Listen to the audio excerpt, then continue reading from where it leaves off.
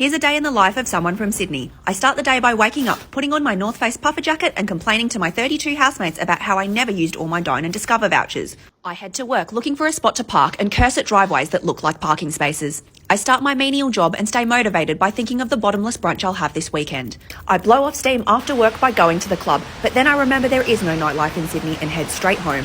I undergo my nightly ritual of crying at the sight of my rent and go to sleep dreaming of affording lettuce. Here's how to be an Aussie in London. Get the biggest camping blanket of a coat possible when the weather gets below 20 degrees, but still go out wearing thongs. Practice different techniques of holding your phone so you can check Google Maps without it getting snatched. Have your first ever encounter with mould and learn about the holy power of a dehumidifier before you familiarise yourself with the alien concept of a radiator. Try your best not to adopt a UK accent. Snap out of it every time you catch yourself picking up a British accent. Reminisce the beaches and hot weather as you contemplate why you ever moved to London. Finally, think of yourself as a Londoner, even though you only ever meet and talk to other Australians in Clapham. What's that you're watching? Oh, this is TV and it's got about 5 different channels. Do you pay for it? Nope, it's free. Really? Yep, and I get to watch it with my whole family. Oh, what's that you're watching? This is streaming. I have about 5 different services because there's one show I like on each of them. But it's free? No, I pay for each one of them. But you get to watch it with your whole family? Oh no, I watch shows alone in bed. You're switching between 5 different channels for shows, so streaming is just TV, but you're paying?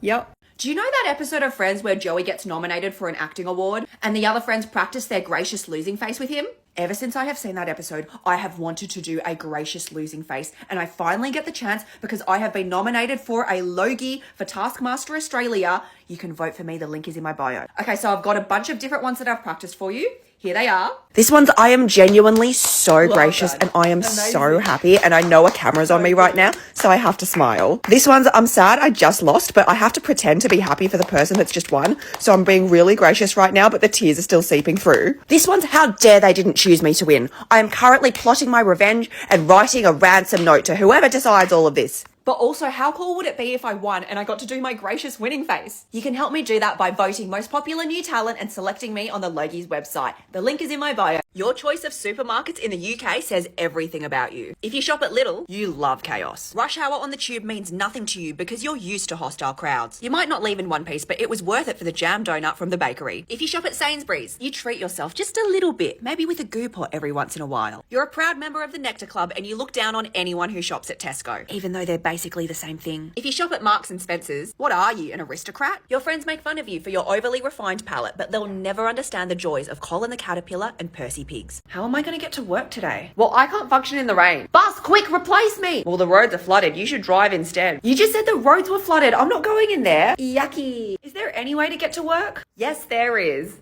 All right, let me get my paddle. Today, I'm going to prove I'm not racist by naming 100 people from the continent of Asia. 100 Asians, 10 minutes. I can name over 100 Asians in 2 seconds. You ready for it? Kevin Chen.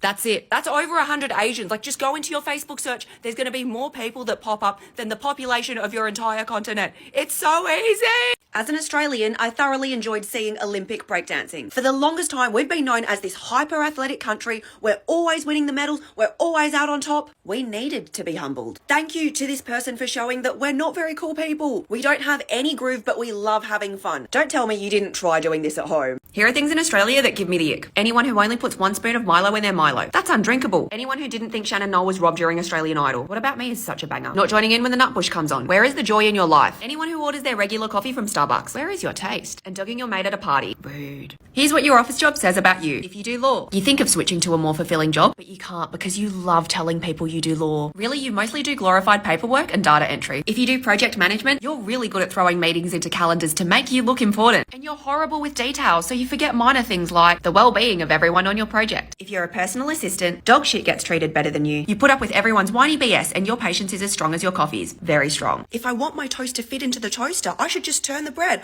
Oh, why didn't I think of that? Let's see what happens when I turn the bread.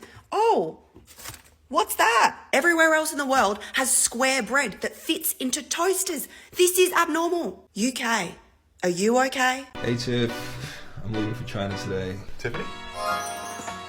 Singing low while I pop a bottle Mafia chain swinging, clang clang, and it costs a lot. Bitch, I'm always at the guala, yeah, and you are not bad. Meet Coach Dan?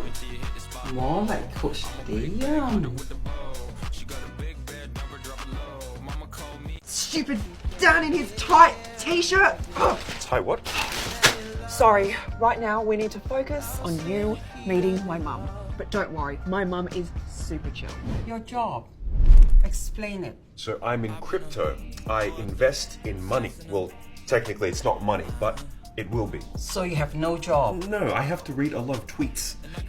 Oh, ooh, Hello Shitty 8 just posted. There's a crypto conference right now. Nice meeting you. Wait, but Jordan, my mum made lunch for us. These are Spider Pig NFTs. You know? Spider Pig, Spider Wait, hold on. I got a second job for you and you won't even stay to get to know my mum? You know what, that's it. We're done. You're breaking up with me? I'm the jaw dog. You can't just push me away. Bad boy. Good song. Spider Pig, Spider Mum? Spider Pig. Here's my reaction to people roasting my haircut. Oh my god! No, stop it. No, I can't read this one. As flat as Capra's nightlife. How did it feel killing Dumbledore? Oh my god. Because I'm Snape. Can you see it? What happened? Oh! As bad can be. Dr. Seuss. Steve Aoki called. He wants his hair back. Comparing my hair to Steve Aoki's is such an insult to Steve Aoki.